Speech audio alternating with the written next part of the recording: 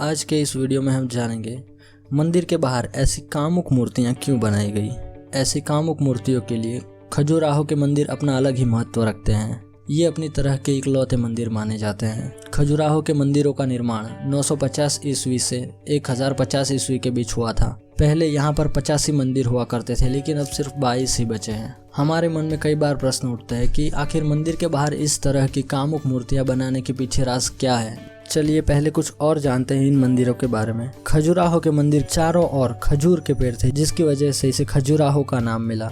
और मंदिर की और भी काफ़ी खासियतें हैं, जैसे कि इस मंदिर को बनाने में पत्थर को जोड़ने के लिए किसी भी तरह का पेस्ट और एडहेसिव का इस्तेमाल नहीं हुआ। इस मंदिर को पूर्ण तरीके से बनाने के लिए इंटरलॉक टेक्निक का इस्तेमाल किया गया था।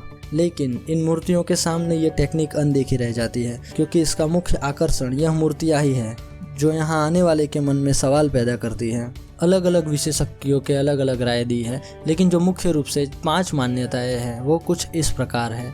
जिसमें से पहली मान्यता है कि प्राचीन काल में राजा महाराजा भोग विलास में अधिक लिप्त रहते थे। वे काफ़ी उत्तेजित रहते थे। अंततः उनकी कामुक उत्तेजना को दर्शाने हेतु इस खजुराहो मंदिर के बाहर नग्न एवं संभोग की मुद्रा में विभिन्न मूर्तियां बनाई गई। और दूसरी मान्यता ये है कि दूसरे समुदाय के विश्लेषकों का यह मानना है कि इसे प्राचीन काल में काम की शिक्षा की दृष्टि से बनाया गया है। ऐसा माना जाता है कि उन अद्भुत आकृतियों को देखने के बाद लोगों को संभोग की सही शिक्षा मिलेगी।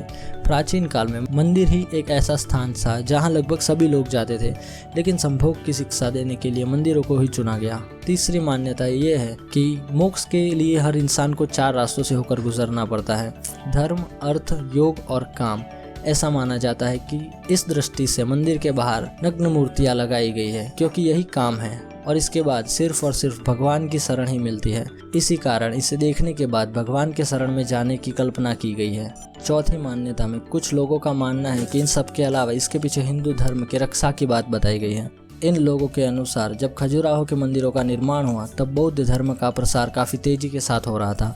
चंदेल शासकों ने हिंदू धर्म के अस्तित्व को बचाने का प्रयास किया और इसके लिए उन्होंने इसी मार्ग का सहारा लिया। उनके अनुसार प्राचीन समय में ऐसा माना जाता था कि काम की तरफ हर कोई खींचा चला आता है, इसलिए यदि मंदिर के बाहर नग्न एवं संभोग की मुद्रा में मूर्तियां लगाई जाएगी तो लोग इसे देखने मंदिर आएंगे, फिर अंदर भगवान का दर्शन करते जाएंगे। इससे हिंदू धर्म को बचावा मिलेगा। और 5वीं मान्यता में ऐसा माना जाता है कि मंदिर हमारे मन को दर्शाता है। जैसे लोग बाहरी भोग विलास की ओर आकर्षित होते हैं, लेकिन जब वो अंदर की तरफ मुड़ते हैं तो उन्हें सच्चित आनंद का अनुभव होता है। तो इससे यह सीख मिलती है कि हमें बाहर की ओर ना देखते हुए अपने अंदर की ओर ध्यान देना चाहिए।